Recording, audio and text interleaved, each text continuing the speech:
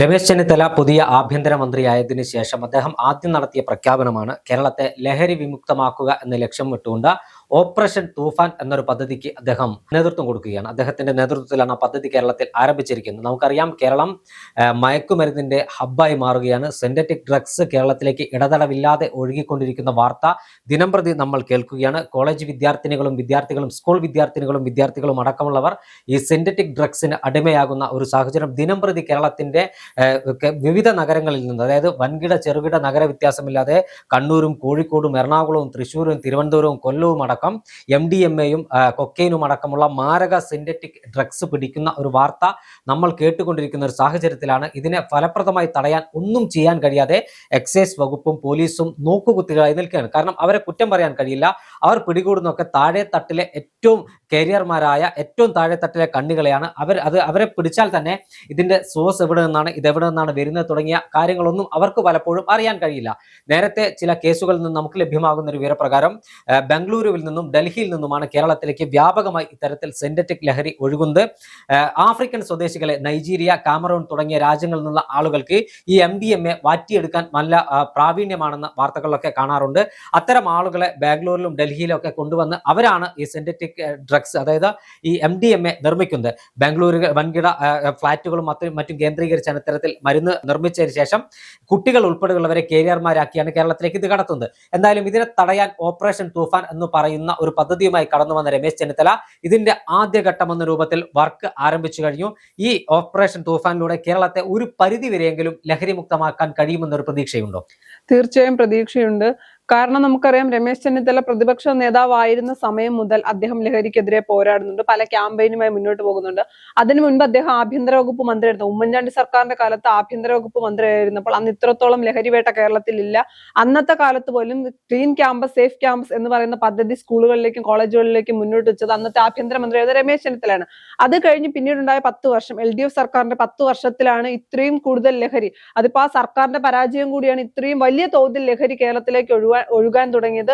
സാധാരണക്കാരായ school college വിദ്യാർത്ഥികളെ കേന്ദ്രീകരിച്ചുകൊണ്ട് അവരെ ഏജന്റുമാരാക്കിക്കൊണ്ട് യുവതലമുറ ഇല്ലാതാക്കുന്ന രീതിയിലേക്ക്, കേരളത്തെ ലഹരി വിഴുങ്ങുന്ന രീതിയിലേക്ക് മാറിയിട്ടുണ്ട്. പിണറായി സർക്കാരിന്റെ ആദ്യത്തെ 5 വർഷം രമേശ് ചെന്നിത്തലയായിരുന്നു പ്രതിപക്ഷ നേതാവ്. അന്ന് അദ്ദേഹം പല ക്യാമ്പയിനുമായി മുന്നോട്ട് പോയി. അത് കഴിഞ്ഞ് അദ്ദേഹം പ്രതിപക്ഷ നേതാവ് അല്ലാതായപ്പോഴും അദ്ദേഹം ലഹരിക്കെതിരെയുള്ള പോരാട്ടം തുടരുക തന്നെ ചെയ്തു. അന്നത്തെ സർക്കാർ പോലും ലഹരിക്കെതിരെ ഒരു ശബ്ദം ഉയർത്താതിരുന്നപ്പോൾ, അല്ലെങ്കിൽ ലഹരിക്കെതിരെ ഒന്നും സംസാരിക്കാതിരുന്നപ്പോഴും സ്കൂളുകളിലും കോളേജുകളിലും ക്യാമ്പസുകളിലും എല്ലാം പല രീതിയിലുള്ള ക്യാമ്പയിനുമായി രമേശ് ചെന്നിത്തല മുന്നോട്ട് പോയിക്കൊണ്ടിരിക്കുകയായിരുന്നു. അതിനുശേഷം അദ്ദേഹം ആഭ്യന്തര വകുപ്പ് മന്ത്രിയായപ്പോൾ നമുക്കറിയാം, അദ്ദേഹം ഇതിനു മുൻപ് ആഭ്യന്തര വകുപ്പ് കൈകാര്യം ചെയ്തിട്ടുണ്ട്. അന്നൊക്കെ കേരളത്തിൽ വലിയ മാറ്റങ്ങൾ കൊണ്ടുവന്നിട്ടുള്ള വ്യക്തിയാണ്, അല്ലെങ്കിൽ ആഭ്യന്തര വകുപ്പ് മന്ത്രിയാണ്. അദ്ദേഹം ആഭ്യന്തര വകുപ്പ് മന്ത്രിയായി അധികാരത്തിൽ വരികയും വളരെ പെട്ടെന്ന് തന്നെയാണ് അദ്ദേഹം ഓപ്പറേഷൻ തൂഫാൻ എന്ന് പറയുന്ന ഒരു പദ്ധതിക്ക് രൂപം നൽകുന്നത്, അല്ലെങ്കിൽ ഒരു പ്രോജക്റ്റുമായി മുന്നോട്ട് പോകുന്നത്. അദ്ദേഹം എടുത്തു പറയുന്നുണ്ട്, പോലീസും ഞങ്ങളും എല്ലാം നിങ്ങൾക്കൊപ്പം ഉണ്ടാകും, അതോടൊപ്പം തന്നെ പാരന്റ്സിന്റെ ഉത്തരവാദിത്വം, അല്ലെങ്കിൽ എല്ലാവരും ഒരുമിച്ച് നിന്നാൽ, ഒരു സ്കൂളാണ് പരിഗണിക്കുന്നതെങ്കിൽ, അല്ലെങ്കിൽ ഒരു സ്കൂളോ കോളേജോ, അവിടെയുള്ള എല്ലാവരും, രക്ഷകർത്താക്കളും എല്ലാവരും, ടീച്ചേഴ്സും എല്ലാവരും ഒരുമിച്ച് നിന്നാൽ മാത്രമേ ഇത് വിജയിപ്പിക്കാൻ കഴിയൂ എന്ന് പറയുന്നത് അത് സത്യമാണ്. സ്കൂളുകളും കോളേജുകളും കേന്ദ്രീകരിച്ചുകൊണ്ട് തന്നെയാണ് ഇപ്പോൾ ലഹരി ഏറ്റവും കൂടുതൽ കേരളത്തിലേക്ക് എത്തുന്നത്. സ്കൂൾ വിദ്യാർത്ഥിനികളെയാണ് ഏജന്റുമാരെ ഉപയോഗിക്കുന്നത്. അവർ അതിൽ പലരും അതിൽ പെട്ടുപോകുന്നതാണ്, അതിൽ നിന്ന് രക്ഷ നേടാനാകാതെ. അപ്പൊ അത്തരം സാഹചര്യങ്ങൾ ഒഴിവാക്കാൻ വേണ്ടി തന്നെയാണ് ഓപ്പറേഷൻ തൂഫാനുമായി ഐക്യജനാധിപത്യ മുന്നണി സർക്കാർ മുന്നോട്ട് പോകുന്നത്. എനിക്ക് തോന്നുന്നില്ല ഇതിപ്പോ വെറും ഒരു ആവേശത്തിന്റെ പേരിൽ ചെയ്യുന്നത്, അല്ലെങ്കിൽ സാധാരണക്കാരായ ജനങ്ങളെ ഒന്ന് ഇംപ്രസ് ചെയ്യാൻ വേണ്ടി അധികാരത്തിൽ കയറി ഉടൻ ചെയ്യുന്ന കാര്യമേ കണക്കാക്കാൻ കഴിയില്ല. കാര്യം, അദ്ദേഹം ലഹരിക്കെതിരെയുള്ള പോരാട്ടം തുടങ്ങിയിട്ട് നാളുകൾ ഒരുപാടായി. യുവതലമുറ ഇല്ലാതാക്കാൻ ഒരു തരത്തിലും, ഒരു ലഹരിക്കും യുവതലമുറയെ വിട്ടുകൊടുക്കില്ല എന്ന ഐക്യദാർഢ്യം, അല്ലെങ്കിൽ അത്തരം ഒരു തീരുമാനത്തോടു കൂടിയാണ് ഐക്യജനാധിപത്യ മുന്നണി അധികാരത്തിലേക്ക് എത്തുന്നത്. അതിന്റെ അടിസ്ഥാനത്തിൽ കൂടിയാണ് ഇത്തരം കാര്യങ്ങളുമായി മുന്നോട്ട് പോകുന്നത്. ഓപ്പറേഷൻ തൂഫാനുമായി, അല്ലെങ്കിൽ പ്രഖ്യാപിച്ചു കഴിഞ്ഞാൽ, സാധാരണഗതിയിൽ നമുക്കറിയാം പല പദ്ധതികളും പ്രഖ്യാപിച്ചു കഴിഞ്ഞാൽ, അല്ലെങ്കിൽ പല പ്രോജക്റ്റുകളും പ്രഖ്യാപിച്ചു കഴിഞ്ഞാൽ പിന്നെ ഒരു വർഷമൊക്കെ കഴിഞ്ഞിട്ടായിരിക്കും അതിന്റെ എന്തെങ്കിലുമൊക്കെ കാര്യങ്ങൾ നടക്കുക. പക്ഷെ ഓപ്പറേഷൻ തൂഫാൻ അങ്ങനെയല്ല.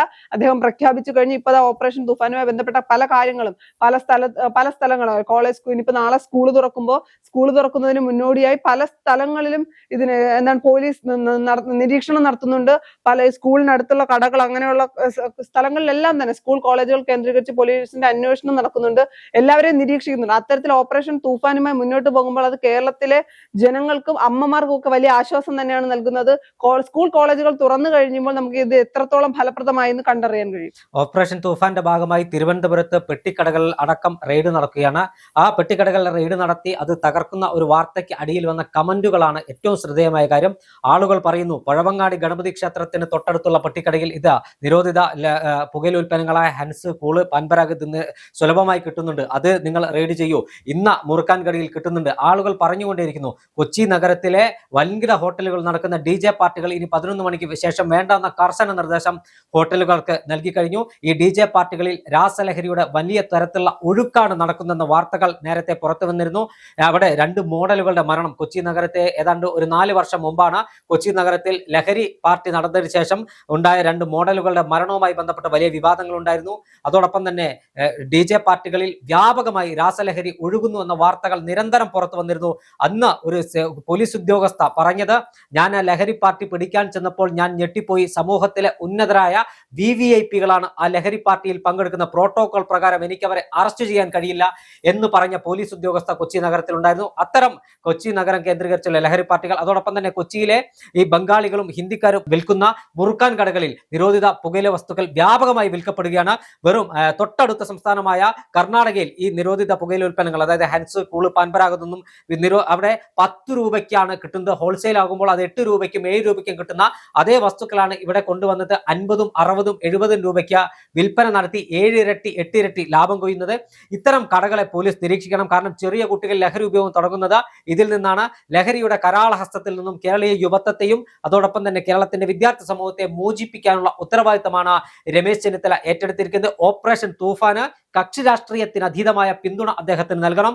ഓപ്പറേഷൻ തൂഫാനിലൂടെ കേരളത്തിലെ കലാലയങ്ങളെ, കേരളത്തിലെ വിദ്യാഭ്യാസ സ്ഥാപനങ്ങളെ, കേരളത്തിന്റെ പൊതു ഇടങ്ങളെ, കേരളത്തിലെ ജോലി സ്ഥലങ്ങളെ ക്ലീനാക്കി മാറ്റാൻ, അതിനെ ശുദ്ധീകരിക്കാൻ, ലഹരിയുടെ കരാളഹസ്തത്തിൽ നിന്ന് മോചിപ്പിക്കാൻ, ലഹരി ഒരു അർബുദം പോലെ സമൂഹത്തെ കാർന്നു തിന്നുമ്പോൾ അതിനെതിരെ പ്രതിരോധത്തിന്റെ പടച്ചട്ട് തീർത്തുകൊണ്ട് രമേശ് ചെന്നിത്തലയുടെ നേതൃത്വത്തിൽ കൊണ്ടുവന്ന, ആഭ്യന്തര വകുപ്പിന്റെ കീഴിൽ കൊണ്ടുവന്ന ഓപ്പറേഷൻ തൂഫാൻ എന്ന പദ്ധതി ഇരുകൈയും നീട്ടി കേരളക്കാരെ സ്വീകരിക്കും. അതിന് രാഷ്ട്രീയമില്ല, മതമില്ല, ജാതിയില്ല, ഒന്നുമില്ല. കാരണം കേരളത്തിന്റെ വളർന്നു വരുന്ന തലമുറയെ മയക്കുമരുന്നിന്റെ അടിമകളാക്കി മാറ്റാൻ ഒരു വലിയ മാഫിയ തന്നെ പ്രവർത്തിക്കുന്നുണ്ട്. ഈ മാഫിയയുടെ അടിവേരറുക്കാൻ രമേശ് ചെന്നിത്തലയുടെ ഓപ്പറേഷൻ തൂഫാനിലൂടെ കഴിയുമെന്ന് നമുക്ക് പ്രതീക്ഷിക്കാം. ആ പ്രത്യാശയുമായി കേരളത്തിലെ പോലീസ് ഉദ്യോഗസ്ഥർ, കേരളത്തിലെ എക്സൈസുകാർ ഒരേ മനസ്സോടുകൂടി ഒന്നിച്ച് റെയ്ഡിനിറങ്ങുമ്പോൾ അവർക്ക് വേണ്ട പിന്തുണ നൽകാൻ കേരളീയ പൊതുസമൂഹം തയ്യാറാകണം.